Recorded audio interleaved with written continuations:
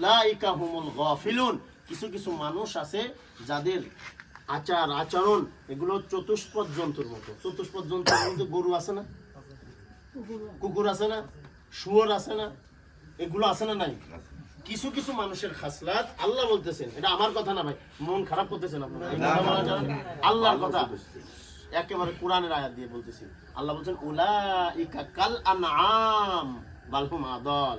কিছু কিছু মানুষ আছে চতুষ্পদ জন্তুর নেই, বরং আরো বাড়ায় আল্লাহ বলতেছেন তার চাইতেও অনেক নিকৃষ্ট মানুষ আছে, এদের পাও 4টা আর এদের পাও হলো 2টা। কথা বোঝেন নাই? এরপরে আবার নামাজ তো আমরা পড়ি না, আবার মানে একটু মাহফিলে গেলেও সেলফি দিই, জুমার নামাজে যায় না, আবার শুভ জুমাত মুবারক দেয় কি দেয় না, জুমা মুবারক দেয় আবার মোবাইলে ফেসবুকে। হ্যাঁ, ওই উইকলি চ্যালেঞ্জ আসে, যারা যে আমাদের সাপ্তাহিক একটা পূরণ করতে দেয়, যারা ফেসবুক চালাই দিবে, আর কি দিয়ে দেবে, একটা ছাড়া লাগে। এখন ওই ছাড়ার জন্য নামাজে ঠিকই আসে নাই, কিন্তু সকালে 9টা 10টার সময় দেখলাম যে আল্লাহর বান্দা দেশে যে জুমা মুবারক, কি মুবারক দেশে, তার মানে অবশ্যই জুমার নামাজে আসবে। আবার তাকায় তো দেখি যে আল্লাহর বান্দা জুমার নামাজে আসবে। এগুলোর আপনি কি বলবেন? তো আপনি সেলফি তোলেন, তাহলে গরুর সাথে যে সেলফি তুলে আপনি যান, ও গরুর কপালে সেজদা নাই। এই যে আমি আজকে বলছি, এই কপালটা আল্লাহ দুনিয়ার কোনো কামাইয়ের জন্য বানায় নাই। হাত লাগে, একটা অর্থ কামাইতে গেলে কি লাগে? হ্যাঁ, চলতে গেলে পা লাগে, কামাই করতে গেলে হাত পার দরকার আছে, দেখতে গেলে চোখ লাগে, নাক নিঃশ্বাস নাক লাগে, বলতে গেলে মুখ লাগে, শুনতে গেলে কান লাগে। কিন্তু কপাল কোন কাজে লাগে আমার বলেন তো? আল্লাহ কপালকে স্পেশাল বানাইছেন, অন্য কোনো কাজের জন্য কপাল তোরে দিলাম না। তোরে হাত দিলাম, খাটে পরিশ্রম কর, তোর হাত দ্বারা আল্লাহ আমি রিজিক দিয়ে দেবো। পা দিয়ে চল, মসজিদে যা, যে জায়গায় যাবি যা। কিন্তু আল্লাহ স্পেশালি কপালটুক ফাঁকা রাখছে। কপালটুক কি রাখছে? এই ফাঁকা রাখছে এই কপালটুকে। কপালটুকের অনেক দাম, অনেক দাম। মূল্যবান জিনিসকে মানুষ ধীরে ধীরে আলাদা আলগা ভাবে রাখে। কথা বোঝেন নাই? যত্ন করে রাখে, ওইটারে আলাদা যে কোনো জায়গায় ফেলে দেয় না। দেখেন না, গরুর গোয়ালির গোবর কুচানোর জন্য, কাঁচানোর জন্য যে যে কি বলে কোদাল, এই কোদালটা যত্ন করে ঘরে উঠায় রাখে মনে হয়। গরুর গোয়ালের গোবর সরানোর জন্য কোদাল আপনাকে বাড়ি কম্বলের ভিতরে রেখে দেয়। কথা বলেন না কেন? কারণ ওর কোনো দাম মান নাই, ওর কোনো কি নাই। কিন্তু সামান্য একটা মূল্যবান একটা জিনিস, একটা দার কথাই চিন্তা করেন, দাওটা ওর চাইতে একটু মূল্য বেশি, ওটা নিয়ে ঘরে উঠে কয় এটা যদি ঘরে না নেওয়া হয় তাহলে এটা কেউ হাতে করে নিয়ে যাইতে পারে। এর চাইতে যদি আরেকটু দামি জিনিস হয় তাহলে ওটার আবার আলমারি, একটু সোনার জিনিস হইলে ওটার আবার আলমারি শোকেসের ভিতরে উঠায় শুধু রাখে দেয় না, আবার তালাও মারে, আবার টান দিয়েও দেখে যে তালাটা লাগছে কিনা। কি বলেন? যার দাম যত বেশি তার হেফাজত তত বেশি মানুষ করে। আল্লাহ আমাদের এই কপালটাকে বানাইছে এরকম মূল্যবান, পুরা শরীরের ভিতরে সবচাইতে মূল্যবান বানাইছেন কি? কপাল। কপালটা আল্লাহ সেজদা দেওয়ার জন্য বানাইছে। কি দেওয়ার জন্য? এই কপালটা আল্লাহর কুদরতি পায়ে সেজদা দেওয়ার জন্য বানাইছে, অন্য কোনো জায়গায় না। এজন্য দেখবেন মানুষের মাথার এত দাম আল্লাহ বানাইছে। সমস্ত মাখলুক, একটু খেয়াল করেন, সমস্ত মাখলুক আল্লাহ, মুরগি, ছাগল, গরু, ভেড়া, মহিষ, যা কিছু আছে সব কিছু রিজিকের উপরে মুখ লাগায় তারপরে খায়। মনে করেন তো, এটা চাউল, মুরগি চাউল খায় কিরকম করে? হাতে ধরে তারপরে মুখ দেখায়, নাকি ডাইরেক্ট রিজিকের উপরে আঘাত করে তারপরে খায়? রিজিকের উপরে মারে তারপরে খায়। গরু পাও দিয়ে উঠে তারপরে খায়, না ডাইরেক্ট রিজিকের উপরে মুখ লাগায় তারপরে খায়। আল্লাহ বলেন, বান্দা আমি তোর কপাল দিছি তোর মাথার ভিতরে, এটুকির উপরে আমার কুদরতি হাত আছে। এটা এমন জিনিস যেটা গরু, ছাগল, মহিষের মতো রিজিকের উপরে তোর মুখ লাগায় খাওয়ার সুযোগ নাই। তোর এমন সম্মান দিছি যে তুই উঠায় তারপরে খাবি, তোর মাথা নত হবে না। মাথা নত করার সুযোগ আল্লাহ করেন নাই। কেন করেন নাই? কারণ আল্লাহ এটুক বানাইছেন স্পেশাল হাত দিয়ে।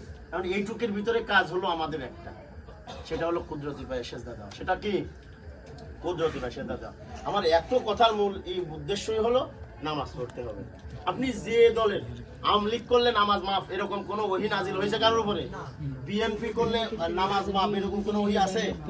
জামাত ইসলাম করলে নামাজ মাফ, এরকম আছে?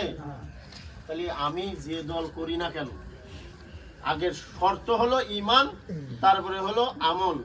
ঈমান আর আমল যার ঠিক থাকবে, আমলে সালেহ, সেই হবে জান্নাতি।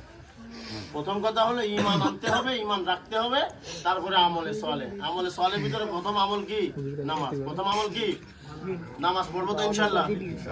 এখন এত কিছু পড়া বোঝেন না যে নামাজ পড়া লাগবে। ইবলিস শয়তান আল্লাহর কাছে চ্যালেঞ্জ করে আসছে, আল্লাহর কাছে চ্যালেঞ্জ করে। এই ইবলিস শয়তানের একটা দারুণ ঘটনা শুনে এই সময় আছে নাকি আপনাদের? ইবলিস শয়তান আল্লাহর সঙ্গে চ্যালেঞ্জ করে আসছে। কি চ্যালেঞ্জ জানেন? ইবলিস শয়তান আল্লাহকে বলছে, আল্লাহ, ইবলিস যখন আল্লাহ বিতাড়িত করে দিলেন, ক্বালা, আল্লাহ বললেন, ফাখরুজ মিনহা ফাইন্নাকা রাজিম, তুই বের হয়ে যা, তোকে আমি বিতাড়িত করে দিলাম, ইয়া মরদুদ, তুই একেবারে বিতাড়িত। যখন আল্লাহ এইভাবে বললেন, তখন ইবলিস আল্লাহকে বলছিল, আল্লাহ, হ্যাঁ, আমাকে আপনার এই যে বান্দা মানে আদমকে সেজদা করার জন্য নির্দেশ করছিলেন, আর নির্দেশ না মানার কারণে আল্লাহ বের করে দিয়েছিলেন। এলে একটা হুকুম পালন করে নাই, সেই হুকুমটা হলো সেজদা দেওয়া। এই সে হুকুমটা কি? আল্লাহ একটা হুকুম করছে ইবলিসকে, যে ওয়াইদ কুলনা লিল মালাইকাতি ইসজুদু লিআদামা ফাসাজাদু ইল্লা ইবলিস, ইবলিস সহ ফেরেশতাদেরকে আল্লাহ নির্দেশ দিয়েছে যে আমার কি যেন কয় খলিফা, আমি খলিফা বানালাম আদম আলাইহিস সালামকে, তাকে সম্মানের একটা সেজদা দাও। কি সেজদা? সম্মানের সেজদা। সম্মানের সেজদা। আল্লাহ বলতেছেন যে সমস্ত ফেরেশতারা কি করছেন? সেজদা করছেন, ইল্লা ইবলিস, ইবলিস করে নাই, খালি ইবলিস করে নাই। এখন ইবলিস না করার কারণে আল্লাহ বলছেন, যা, তোকে বের করে দিলাম, জান্নাত থেকে বের করে দিয়েছেন, দুনিয়ার রাজত্ব থেকে সরাই দিয়েছেন, আসমান থেকে তার বিতাড়িত করে দিয়েছেন। এবার আল্লাহর কাছে জিজ্ঞাসা করে, আল্লাহ, এই আদম সন্তানের হায়াত থাকবে কতদিন? আল্লাহর কাছে এই কথা বলার পর আল্লাহ বলছে যে কিয়ামত পর্যন্ত। কোন পর্যন্ত? কিয়ামত পর্যন্ত হায়াত থাকবে। তখন আল্লাহ কি বলে জানেন? ইবলিস কি বলে? ইবলিস বলে কি, যে আল্লাহ, তাইলে আমাকে, আমি কটা জিনিস চাইবো, দিবেন? তাই হ্যাঁ, চা। তখন আল্লাহকে বলে, আল্লাহ, আমাকে কিয়ামত পর্যন্ত হায়াত দেন। কি বলে? আমাকে কি পর্যন্ত? কিয়ামত পর্যন্ত হায়াত দেন। আনজিরনি ইলা ইয়াউমি ইউবাসুন। ইবলিস এই জায়গায় একটা বিজাতি করছে আল্লাহর সাথে। আল্লাহ মনে হয় ইবলিসের দুষ্টামি ধরতে পারে নাই। এই কি বিজাতিটা করছে এই জায়গা একটু বলে দিই, যেহেতু বলতেছি। একটা দুষ্টামি করছে। ইউবাসুন মানে হলো পুনরুত্থানের দিন। আল্লাহ আমাদেরকে কিয়ামতের ময়দানে কি করবেন? হাসরের ময়দানে উঠাবে না? হাসরের ময়দানে যখন উঠাবে, এরপরে আর কারোর মৃত্যু নাই। এই হাসরের ময়দানে উঠানোর পরে আর কি নাই? আর কারোর মৃত্যু নাই, মৃত্যু শেষ। ইবলিস শয়তানি করে কইছে কি, যে আল্লাহ আমারে আনজিরনি ইলা ইয়াউমি ইউবাসুন, ওই যেদিন উঠাবেন ওই দিন পর্যন্ত আমার হায়াত দেন। তার মানে ও যদি কোনো কায়দায় গড়িমসি করে কায়দা কুদি করে ও বলতে চাইতে পারে, ওর আর মৃত্যু লাগবে না। ওই আশায় আল্লাহর কাছে চাই বসছে, আল্লাহ আমাকে আনজিরনি ইলা ইয়াউমি ইউবাসুন পর্যন্ত হায়াত দেন, মানে মানুষের উঠানো। কি শয়তান! এবার আল্লাহ বলছেন, ইন্নাকা মিনাল মুনজারিন, তোমাকে সময় দিলাম, তবে ইলা ইয়াউমিল ওয়াক্তিল মালুম, যে কথা আমি বলছি কিয়ামত পর্যন্ত, ওই যে যেদিন সিংহাই ইসরাফিল আলাইহিস সালাম ফুঁক দিবেন, সব উঠবেন, ওই দিন পর্যন্ত। তাহলে ইবলিস এই জায়গায় একটা মার খাইছে, এক পেঁয়াজ। এরপরে আল্লাহ কাছে অনেকগুলো জিনিস চাইছে, এখনো তো সময় নেই। যাই হোক, সব মিলায় যখন আল্লাহ হায়াত দিয়ে দিছে, তার শক্তি দিছে, পাওয়ার দিছে, তখন আল্লাহর সাথে একটা চ্যালেঞ্জ করে আসছে। কি চ্যালেঞ্জ? আল্লাহ বলছে, আল্লাহ, এবার আপনি আপনার জাহান্নামের সংখ্যা বাড়াইতে পারেন। কেন? বলে, আল্লাহ আপনার বান্দাদেরকে ক্বালা ফাবিমা ক্বালা লাআগওয়াইতানি লাআকউদান্না সুম্মা লাআকউদান্না লাহুম ইলা সিরাতাকাল মুস্তাকিম। ক্বালা ফাবিমা আগওয়াইতানি লাআকউদান্না লাহুম সিরাতাকাল মুস্তাকিম। প্রত্যেকটা ভালো কাজের মোড়ে মোড়ে আমি বসে আপনার বান্দাদেরকে ধোঁকা দিব, ধোঁকা দিয়া বোকা বানাইয়া জাহান্নামে আমি নিয়ে যাব। এটা কার চ্যালেঞ্জ? ইবলিস শয়তান আল্লাহর কাছে চ্যালেঞ্জ করে আসছে, যে ভালো কাজের, ভালো রাস্তার মোড়ে মোড়ে বসে বসে আমি আপনার বান্দাদেরকে কি করব? ধোঁকা দিব। এটা ইবলিসের চ্যালেঞ্জ। ইবলিস চ্যালেঞ্জ করে আসছে। কিভাবে ধোঁকা দেবে তাও বলছে আল্লাহকে বলছে, সুম্মা লাআকউদান্না লাহুম, না, সুম্মা লাআতিয়ান্নাহুম মিন বাইনি আইদিহিম ওয়া মিন খালফিহিম ওয়া আন আইমানিহিম ওয়া আন শামাইলিহিম ওয়ালা তাজিদু আকতারাহুম শাকিরিন। আল্লাহর কাছে চ্যালেঞ্জ করেছে, আল্লাহ আপনার বান্দাদেরকে আমি ডান দিক থেকে ধোঁকা দিব, বাম দিক থেকে ধোঁকা দিব, সামনে থেকে ধোঁকা দিব, পিছন থেকে ধোঁকা দিব, এত দিক থেকে ধোঁকা দিয়ে তারপরে জাহান্নামে নিব। ওয়ালা তাজিদু আকতারাহুম শাকিরিন।